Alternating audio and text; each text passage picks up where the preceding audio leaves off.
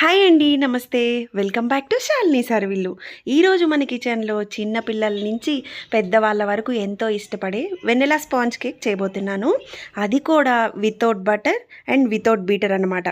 Easy వేలో beater లేని వాళ్ళ కోసం అండ్ బటర్కి బదులుగా ఆయిల్ని యూస్ చేయాలనుకుంటే ఈ ప్రాసెస్లో చేయండి. పర్ఫెక్ట్ స్పాంజ్ కేక్ వస్తుంది. చేసుకోవడం చాలా సింపుల్. జస్ట్ 2 సింపుల్ స్టెప్స్లో ఈ స్పాంజ్ కేక్ని తయారు చేసేసుకోవచ్చు.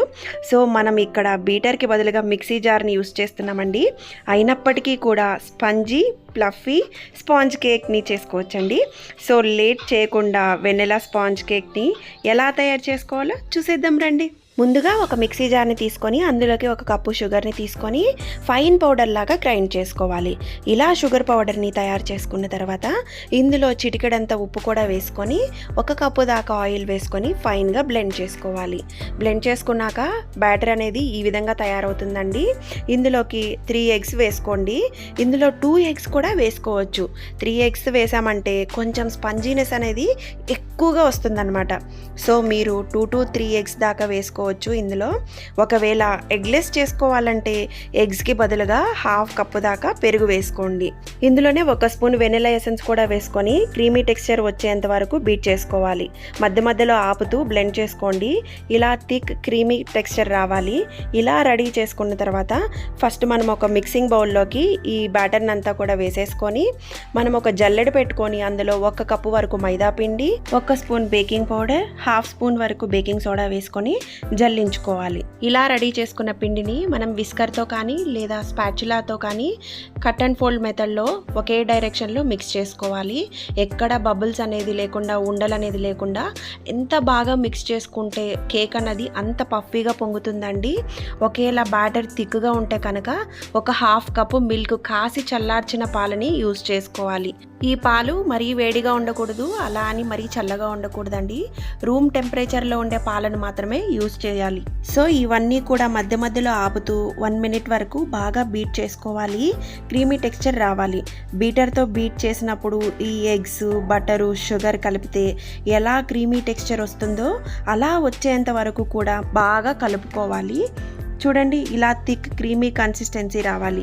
ఇలా రెడీ చేసుకున్న తర్వాత మనం రెడీ చేసుకున్న కేక్ టిన్లోకి కింద కొంచెం ఆయిల్ అప్లై చేసి దానిపైన బటర్ పేపర్ వేసుకొని మనం రెడీ చేసుకున్న బ్యాటర్ని అంతా కూడా ఈ కేక్ టిన్లో వేసేసుకొని మనకి నచ్చిన డ్రై ఫ్రూట్స్ని యాడ్ చేసుకోవచ్చు. కొంతమంది పిల్లలు డ్రై ఫ్రూట్స్ వేస్తే ఇష్టపడరు, అలాంటప్పుడు స్కిప్ చేసేయండి.